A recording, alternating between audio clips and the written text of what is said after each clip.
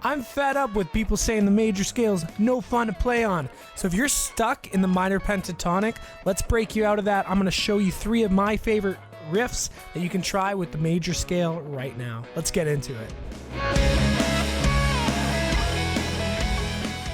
The major scale. Sometimes it's the Rudolph of all scales. Nobody wants to play with it. But I'm telling you that there's some super cool patterns and some great melodies that you can have when you use Ionian, the major scale. So we're going to be doing most of this stuff in G today.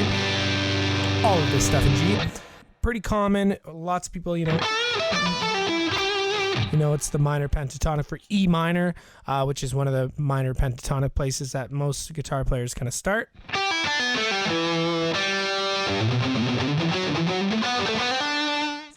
If you're totally new at putting the major scale into your songs, you can just do it at the end or the beginning of a song. I always suggest this to my students. If you're doing a song in G, and say it goes.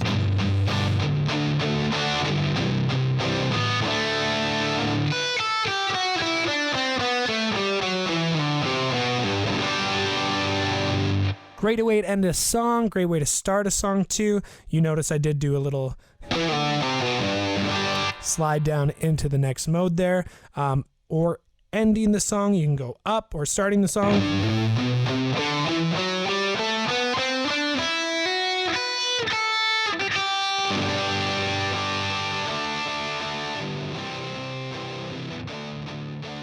Kind of a nice way to start the song. So a couple different ways there for Ionian to work for you if you're a total beginner at it. Again, this is all just alternate picking and should be easy for anybody to kind of walk through. Now this is an extended hand position, so I wouldn't jump right into this unless you've warmed up a little bit with maybe a 1, 2, 3, 4 exercise or 1, 2, 3, 4 alternate finger exercise.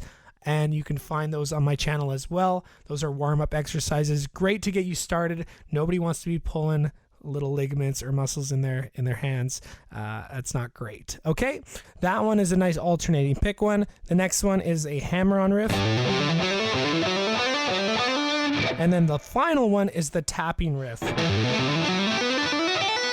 So let's go over those right now. Again, these are patterns that are going to be a little bit different and hard to lock into a metronome at first if you're new to playing with a metronome or playing patterns of 5 or 6 or so on like that. So that's why I like the major scale a lot, is because we can break out of those patterns of 4 and we can start doing some different patterns. So one of my favorite things is to do sextuplets or triplets. So that's going to be riff 2. This first riff is actually a pattern of 5.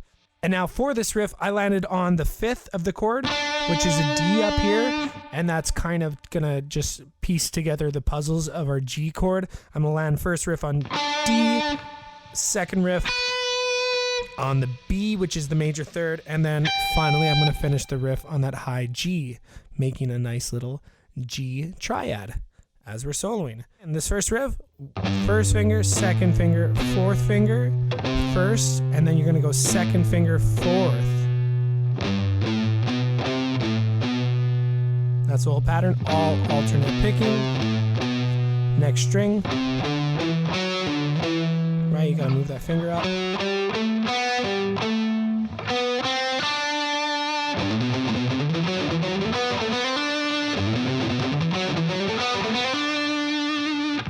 Really fun pattern, one of my favorites. Another way to do this riff too is you can actually do kind of a ghost note or a double note on your pinky. So you don't need to implement your second finger the whole time. You can actually go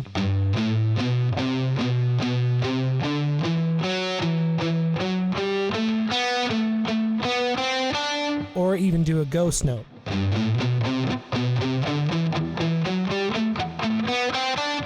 It's a little hard going slow for me, but here we go. It would be, the ghost note is going to happen on the pinky, the first hit on the pinky. So.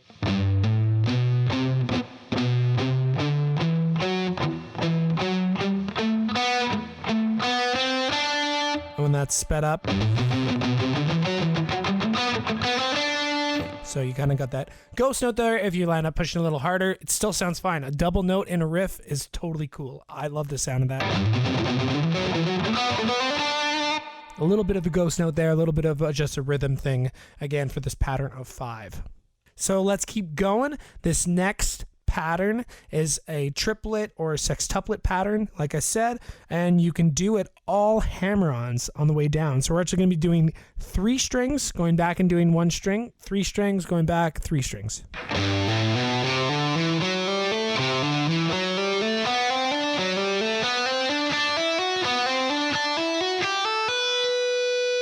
And just ending on that major third.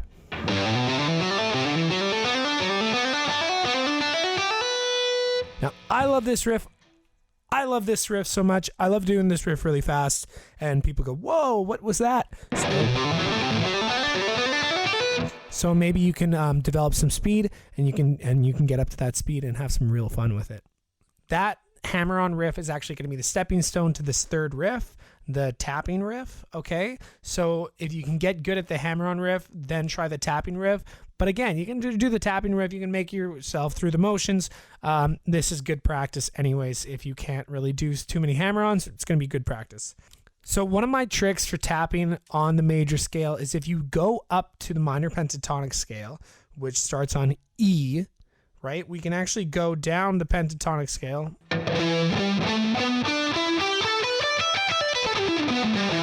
And all of these 12s are with our first finger, right?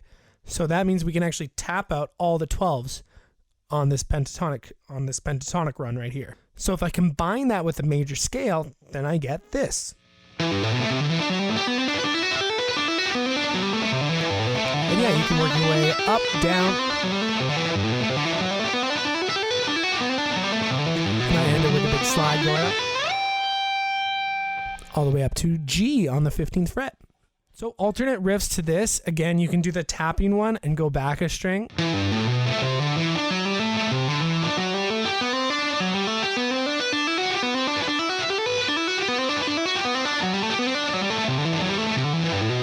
Kind of like our hammer-on riff, right? Riff 2. I really like that one. I also really like string skipping. So I actually do use this riff or a variety of this one. In one of my songs, I do a string skipping riff, and I do a tapping on the G scale there. So there we go, a little string skipping. Take your time with it, go slow. Tapping is kind of tricky. So a couple different varieties on this riff. Again, I did start it with like a little bit of a harmonic there on G and D, just to create a chord, a G chord. And then I finished the first one on the 5th of the chord, and then I finished the hammer-on one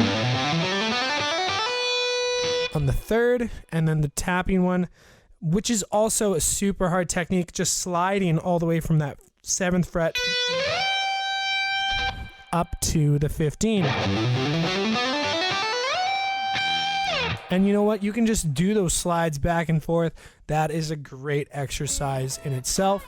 I just hope this lesson wakes you up to some of the possibilities with the major scale and some of the fun you can have with those triplet riffs and building some different patterns for yourself to break out of the minor pentatonic. A lot of the times we can get really stuck in the minor pentatonic, but you know what? There's so many different scales out there, so why not try them out? So I hope you enjoyed this lesson. Again, as always, please like and subscribe. Push that notification bell so you never miss another lesson. And let me know below in the comments what kind of lessons you want to see. I have a lot of stuff planned for the future, but I always love hearing your thoughts and hearing your comments and what you want to see in the future. Check out my website, lastguitarexperience.com. You can print off all these lessons with PDFs and Guitar Pro 7 versions of the tabs as well to follow along with. Thanks again for watching, and I'll see you next time.